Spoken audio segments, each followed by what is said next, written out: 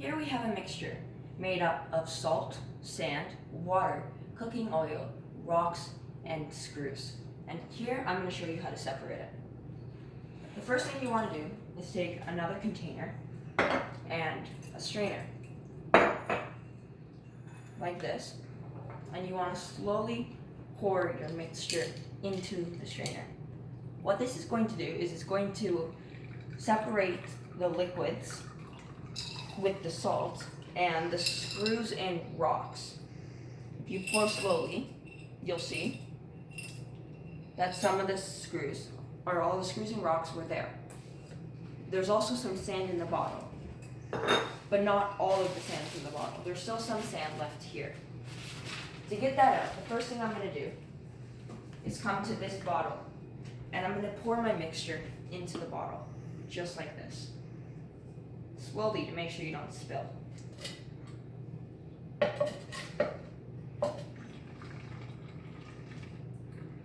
You want to pour all of it in here. In this mixture that I'm currently pouring, there is the water, the oil, the salt, and some remains of the sand.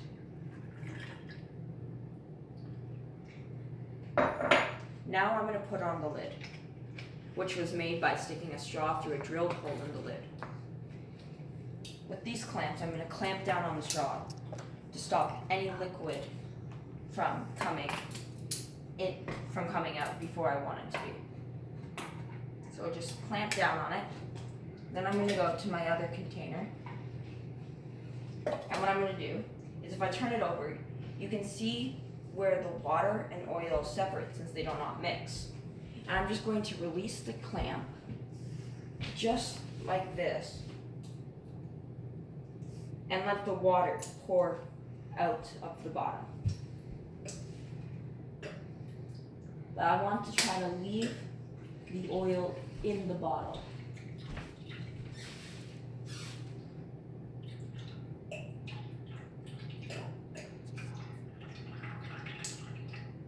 Just like that.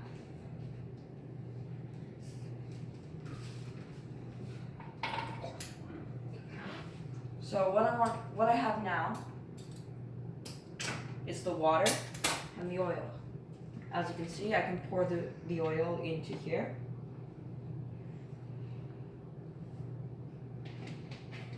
And I have all my oil separated. Now here is the water mixed with some of the sand. So what I'm going to do is I'm going to take one of these coffee strainer things and the funnel that my assistant is helping me with, and I'm going to put the funnel into the strainer. Or the strainer into the funnel. And I'm going to pour my remaining water with sand into the funnel. The water will go through the coffee filter, but the sand will get stuck inside, which allows me to help separate out the rest of my sand.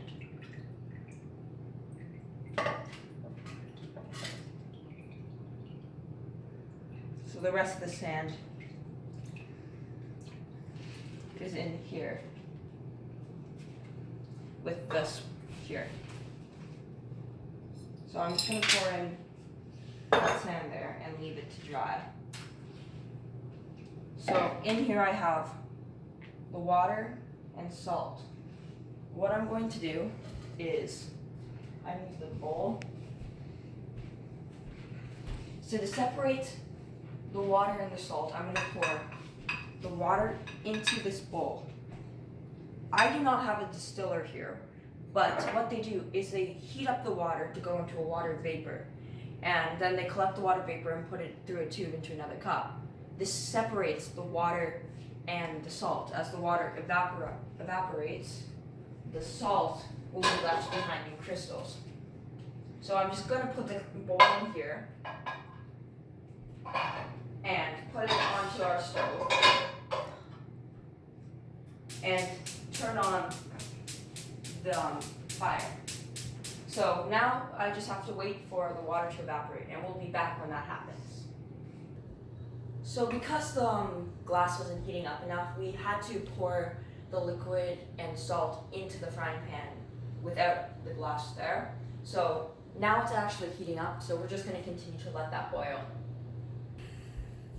As you can see, all the water is fully evaporated, and all that's left is the salt residue. Just remember, if you want to try this at home, make sure that you have a parent around to make sure you don't burn yourself. And that's how you separate all the components of a mixture. Just to show proof that everything's separated properly, here's the sand, rocks, screws, and if you come over here, once again, you'll see the salt, all completely separated. Thanks for watching.